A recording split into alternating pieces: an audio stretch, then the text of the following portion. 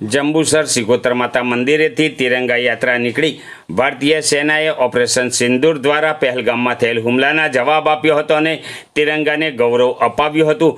ભારતીય સેનાના ગૌરવને ઉજાગર કરતી તિરંગા યાત્રા રાષ્ટ્રપ્રેમીઓએ તિરંગા સાથે જંબુસરમાં દેશભક્તિની મહેક ફેલાવી યાત્રાનું આયોજન કર્યું હતું।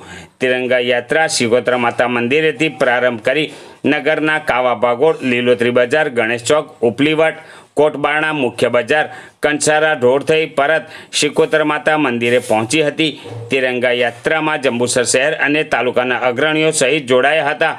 તિરંગા યાત્રામાં ભરૂચ જિલ્લા પ્રમુખ પ્રકાશભાઈ મોદી, ધારાસભ્ય ડી.કે. સ્વામી, શહેર પ્રમુખ મનનભાઈ પટેલ, તાલુકા પ્રમુખ કુલદીપસિંહ યાદવ, તાલુકા પંચાયત પ્રમુખ નીતિનભાઈ પટેલ, નગરપાલિકા પ્રમુખ અમીષાબેન શાહ, કૃપાબેન દોશી, એપીએમસી ચેરમેન વિરલભાઈ મોરી સહિત આગેવાનો જોડાયા હતા। તિરંગા યાત્રાની પૂર્ણાહુતિ રાષ્ટ્રગીત ગાઈ કરવામાં આવી હતી। ભારત માતા કી જય, વંદે માતરમ, વંદે માતરમ। 22 એપ્રિલના રોજ દેશના કાશ્મીરમાં આવેલા પહેલગામમાં બેસરણની ખીણમાં 26 જેટલા આપણા પર્યટકોને આતંકવાદીઓએ પર્યટકોનું નામ પૂછીને, એમનો ધર્મ પૂછીને જે ગોળીબાર કરી અને જે મરણ પામેલા છે એમની પત્ની અને એમના પુત્રોની સામે જે ગોળી મારીને નિર્મમ હત્યા કરી, એ પછી આપણા દેશના વડાપ્રધાનશ્રીએ કીધું કે આતંકવાદીઓને તેઓ કલ્પના પણ નહીં કરી શકે એ ભાષામાં અમે એમને જવાબ આપીશું।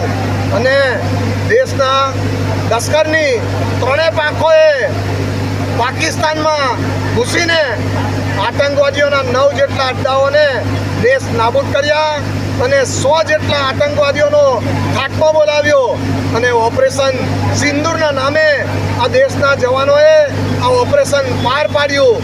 દેશના આ જવાનોના માટે સમગ્ર દેશભરમાં તિરંગા યાત્રા યોજાઈ રહી છે અને આજે જંબુસરમાં પણ અલગ અલગ જાતિ અને સંપ્રદાયના લોકો એકત્ર થઈ અને એક બિન રાજકીય રીતે આજે તિરંગા યાત્રા અહીં જંબુસરમાં પણ નીકળી હતી અને એમાં જોડાયેલા સૌનો અમે આભાર માનીએ છીએ।